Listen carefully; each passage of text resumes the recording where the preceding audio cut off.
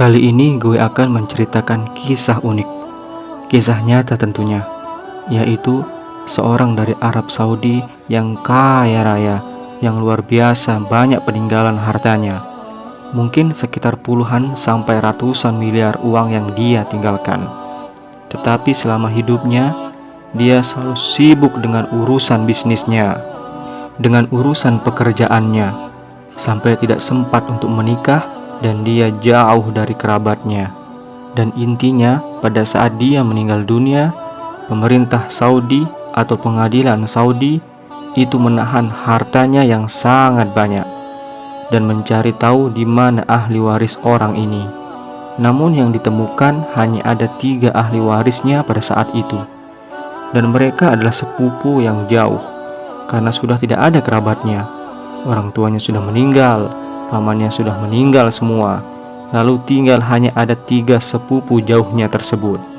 Kemudian mereka dipanggil, dan subhanallah, mereka adalah orang-orang susah.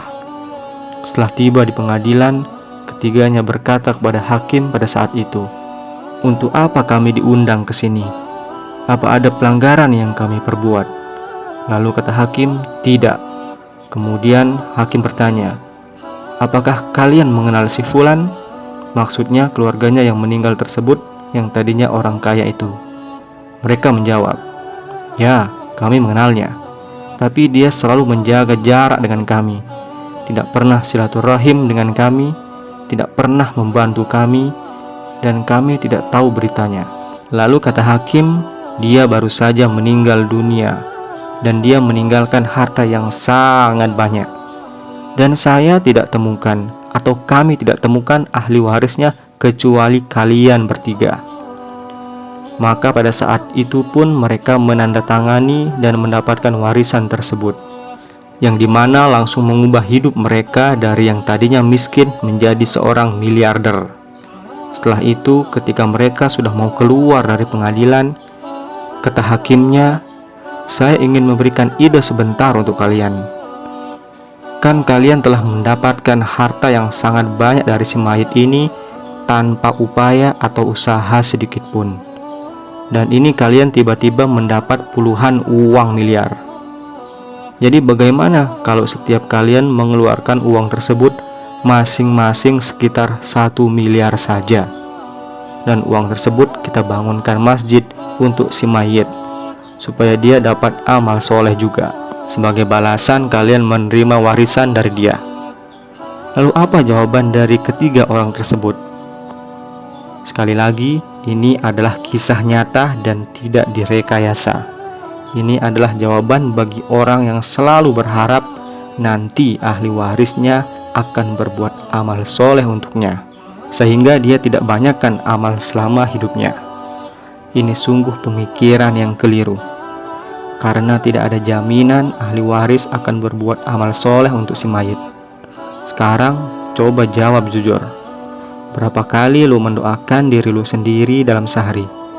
Berapa kali lu mendoakan kerabat lu yang sudah meninggal dunia? Palingan seminggu sekali, sebulan sekali, itu pun kalau ingat. Coba bayangkan awal ketika lu meninggal dunia misalnya. Mungkin hari pertama, hari kedua, sampai seminggu ke depan masih diingat.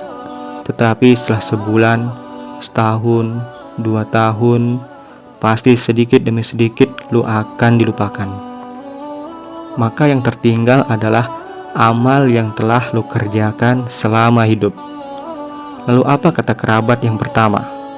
"Saya punya hutang yang banyak, saya mau melunasinya." Padahal ini cuma alasan karena tidak mau bersedekah untuk si mayit. Kemudian yang kedua juga mengatakan, "Saya sudah lama hidup susah, saya ingin hidup senang sekarang. Maksudnya, saya tidak akan memberikan uang ini untuk dibangun masjid."